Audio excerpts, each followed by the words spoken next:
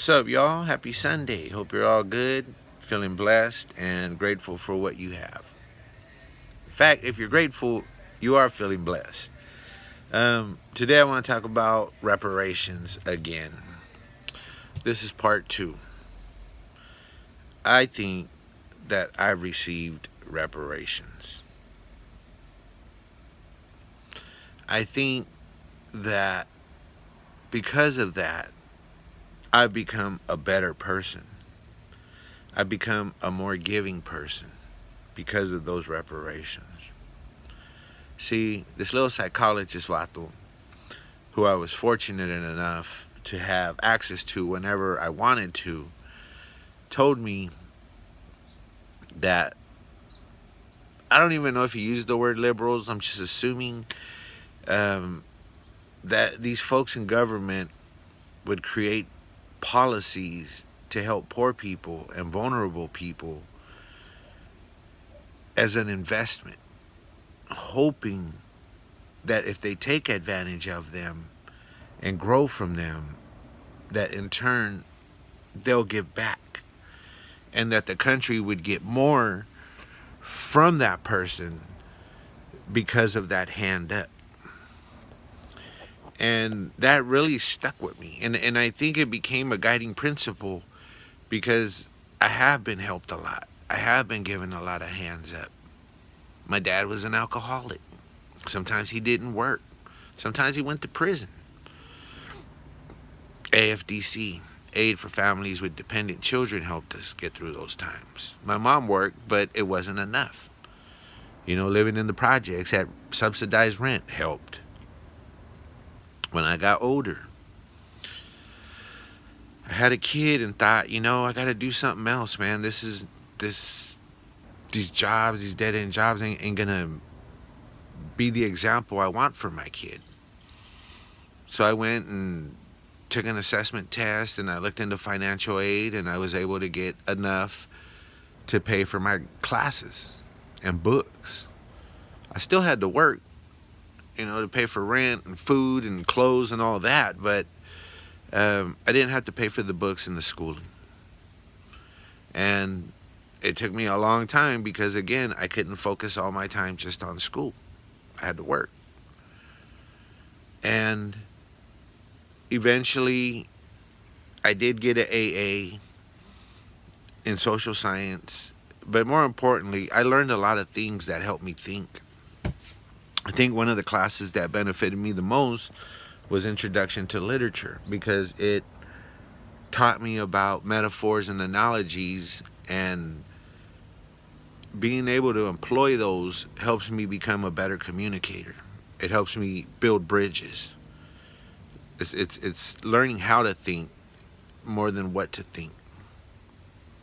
Right now, Raza are attending UC Davis and the UC system. I could be wrong about Davis. The UC system is actually correct in record numbers.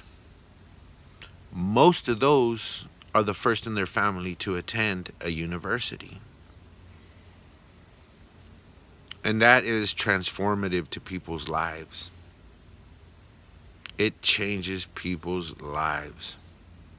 If you're just about money, yeah, you could probably make money doing something else, same amount, but it does transform people's lives.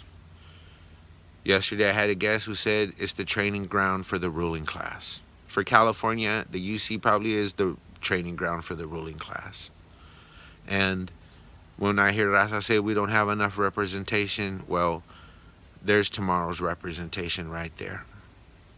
A lot of them, maybe most, are able to be there because of financial aid. Those are reparations. They're not reparations for something that happened to them a long time ago because the children of immigrants could take advantage of it. I think it's reparations for a system that was designed to not benefit certain people to the benefit of others, and this is an attempt to correct some of that by creating that opportunity for people to overcome that systemic racism and obstacles. And kudos to the people that take advantage of it. Some go on to do very well for themselves. and their family. Others take it, bring it back to their community, and do very well for everybody in their community. I have a video with a woman, Sandra Celedon, who did such. You know, she went away to school, came back, and used that knowledge to be an asset to everyone in her community. Her community is richer because of her and what she learned. Now, I don't know if she did it with financial aid or not, and I'm not trying to take anything from her or add to it. I do know she grew up in a rural farm working community. And so, in my opinion, me benefiting from financial aid, subsidized student loans, other people's taxes help me move up in the world. Maybe a lot of people who had nothing to do with my situation. The taxes of a poor migrant Chinese person working in Chinatown, living with 4 generations in a single resident occupancy. That black guy working on the dock with a sore back. That raza working in the fields on a hot ass day with fucking wildfires going, and they still gotta breathe that shit because they don't get to go home. The crops gotta be picked. Their taxes help me go to school. They didn't do shit to me, but they helped me. And I'd be damned if I don't help them back. So that's reparations too. If you benefited, if you get college for free, if you want to see your raza get college for free, that helps them move into places where we're not previously, then you shouldn't complain about other people's reparations, because you don't know how it will help their community. You don't know how it can uplift their community. You don't know that that money's gone and won't be given back into society to help boost the whole economy.